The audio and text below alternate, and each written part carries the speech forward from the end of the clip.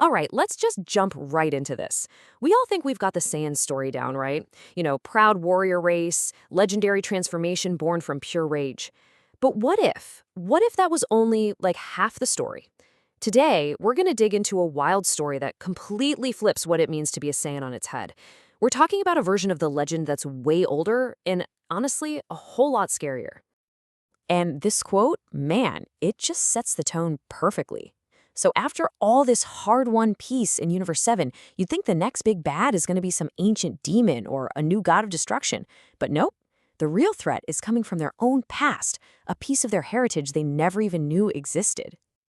And that really brings us to the core question of this whole thing. What does it truly mean to be a Saiyan? Is it all about rage and finding the power to protect the people you love? Or is it something, I don't know, more primal, more instinctual? This story basically shoves that question right in our heroes' faces and ours too. Okay, so let's set the scene here. Things are quiet in Universe 7, and this is a huge but, Goku and Vegeta are off-world. They're training in this special dimension the Kai's made so they can go all out. And that means Earth, and everyone left on it, is a total sitting duck for what's about to happen. So a ship lands and these three figures just walk out. They're not making a big scene, they're not blowing stuff up. They're just calm, super focused, and they're here for one reason, to find what they keep calling the new Saiyans. And get this, just like the Z Fighters, they can sense power levels, which makes their little search pretty darn efficient. And that search, yeah, it leads them straight to Goten. He's just minding his own business, handing out flyers for his mom's company. He has zero clue that his whole world is about to get flipped upside down. When these three strangers just appear behind him, his first thought is, oh, cool, customers. And then, boom, the bombshell drops. Goten notices they have tails. And the leader, this guy Nas, just confirms it. He says, yeah, we're Saiyans. Now, for Goten, this is just impossible. He's grown up believing his dad and Vegeta are the last pure-blooded Saiyans anywhere.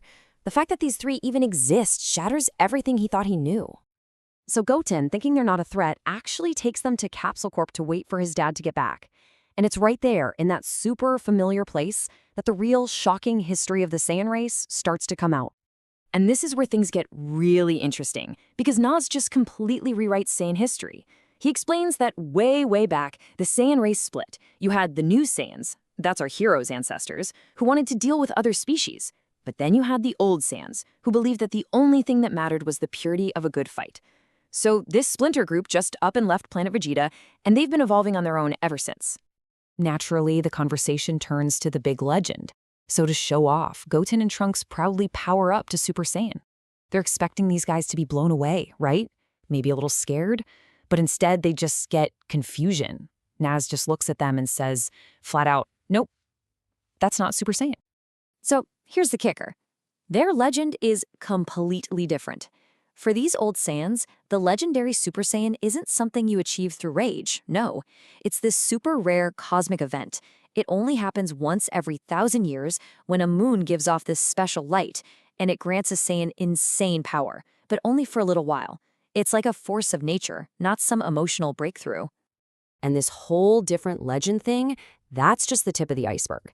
It points to a way deeper, way more fundamental clash in what it even means to be a Saiyan.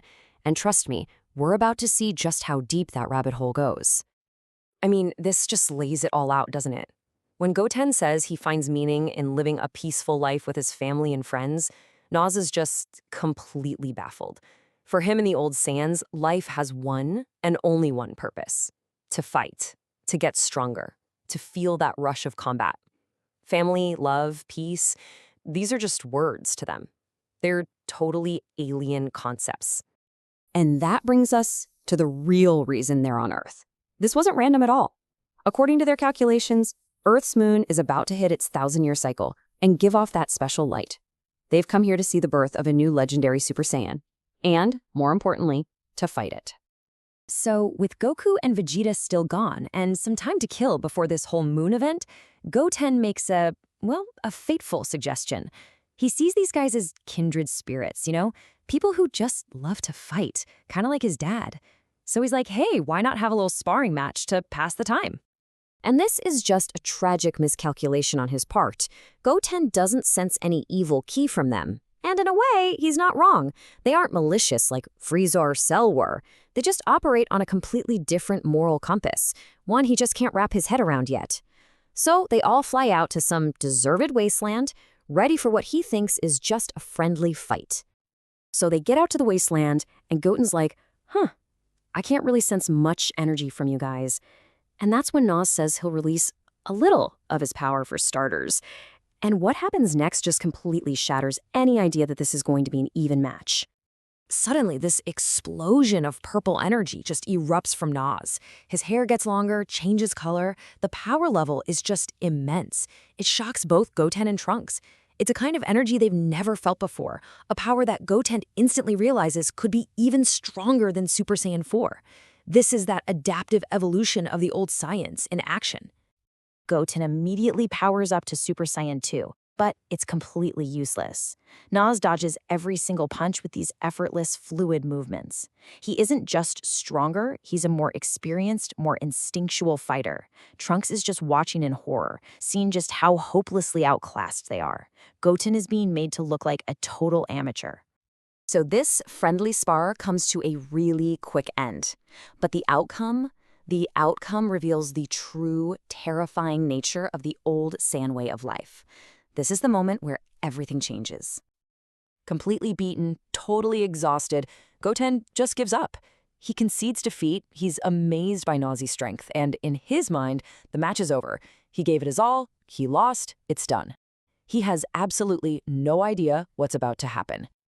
And then, in one horrifying instant, Nas appears right in front of him and drives his fist straight through Goten's chest. There's no warning, no final speech, just a brutal, decisive, and what looks like a fatal blow. Trunks can only watch, just frozen in absolute shock. Why? That's the one word just screaming in Trunks' mind, and probably in ours too. Why would he do that? It was just a spar. Goten gave up.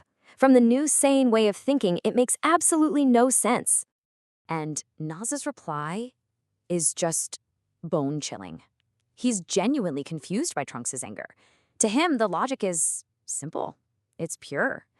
A fight is to determine who is strong and who is weak. And in the natural order of the old Saiyans, the weak one dies. It's not murder to him, it's just the way things are.